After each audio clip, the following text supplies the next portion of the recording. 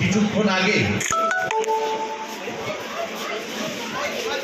Mohun Bagan athletic ক্লাবের সম্পাদক দেবাশিস দত্ত মহাশয়ের হাত দিয়ে এবং প্রধান অতিথি হিসাবে তিনি এবং কার্যকরী সমিতির সদস্যদের উপস্থিতিতে কিছুক্ষণ আগে রক্তদান শিবিরের শুভ উদ্বোধন হয়ে গেছে।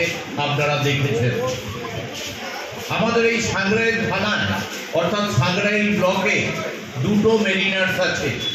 একটা হচ্ছে এদিকে সাঁকরাইল মেরিনার্স আর ওদিকে আন্দুল মেরিনার্স। এদের জন্ম কেন হয়েছে? এদের জন্ম হয়েছে, আমাদের জন্ম হয়েছে এই সাঁকরাইল মেরিনার্স আন্দুল মেরিনার্সে, যে মোহনবাগান অন্তঃপ্রাণ, মোহনবাগান আমাদের রক্তে। তারই জন্যে এই মেরিনার্স এবং ফ্যান ক্লাব এত কিছু হয়েছে।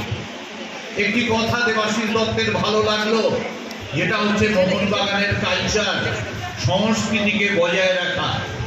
আমরা সোশ্যাল মিডিয়ায় দেখি যে এমন এমন অনেক ভাষা ব্যবহার হয়ে যাচ্ছে যেটা কিন্তু আমাদের মোহনবাগান প্রেমীদের হওয়া উচিত নয়। হয়তো ইস্ট বেঙ্গল কিছু লিখছে, অন্যরা কিছু লিখছে, আমাদের ভাষা থাকবে সংযত। আমাদের ভাষা মোহনবাগানের ভাষা।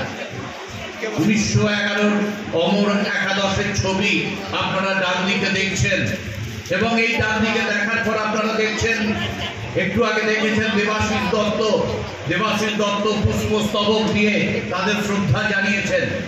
সন্দীপন ব্যানার্জি বলেছেন, অঞ্জন মিত্রের কন্যা বলেছেন যে দেবাশিস দত্তর হাত দিয়ে মোহনবাগান অ্যাথলেটিক ক্লাব একটা স্বর্ণ যুগে প্রবেশ করেছে।